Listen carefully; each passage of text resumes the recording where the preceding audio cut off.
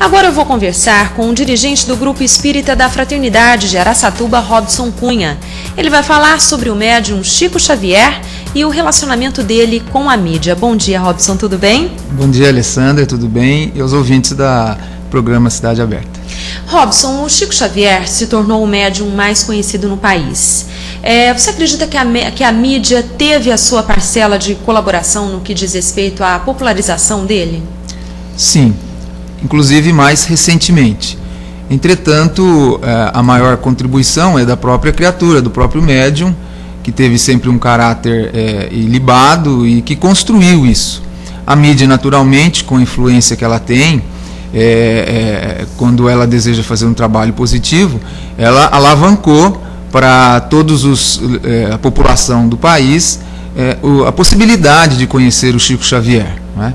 Desde as entrevistas de décadas passadas, né, que nós já temos notícias, situações até certo ponto naquela época um pouco embaraçosas para o médium Chico Xavier, até mais recentemente com as novelas, com filmes. E, de certa forma, então, a mídia tem um papel importante em levar, em divulgar o trabalho, principalmente do Chico Xavier, e conhecimento da pessoa.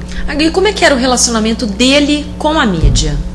Bom, como eu disse, num primeiro momento, quando ele lançou os seus primeiros livros, e que causou um real burburinho, né, na sociedade, principalmente pela característica da primeira obra dele, que foi um livro onde ele trazia mensagens de poetas brasileiros e portugueses já desencarnados, causou realmente um burburinho. Então, naturalmente que as mídias, na época, procuraram entrevistá-lo, conhecê-lo, e até um pouco mais assim com o perfil de colocá-lo à prova.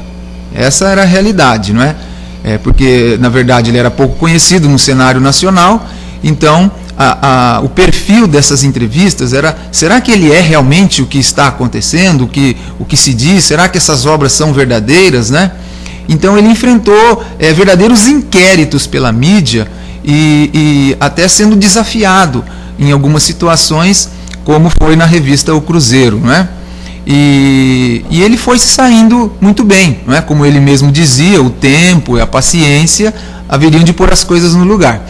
Então, isso foi o que ocorreu, não é? Demonstrando que ele realmente fazia um trabalho ilibado, honesto, e depois, naturalmente, a mídia, respeitando essa confiança que ele conquistou, isso em qualquer ramo, né? Na vida nossa, a mídia foi reconhecendo, e hoje, mais recentemente, antes dele desencarnar, né, morrer, ele tinha uma visão diferente da mídia, não é?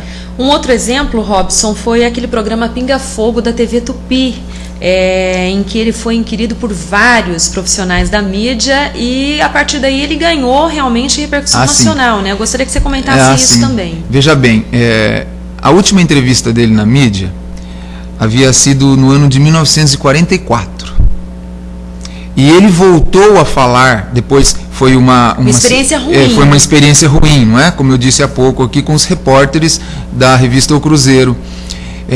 Ele só voltou a falar com um repórter, de uma maneira oficial, 24 anos depois, no ano de 1968, com Saulo Gomes, que é um repórter que estava iniciando a sua carreira profissional e que, como ele mesmo dizia, gostava de desafios, né?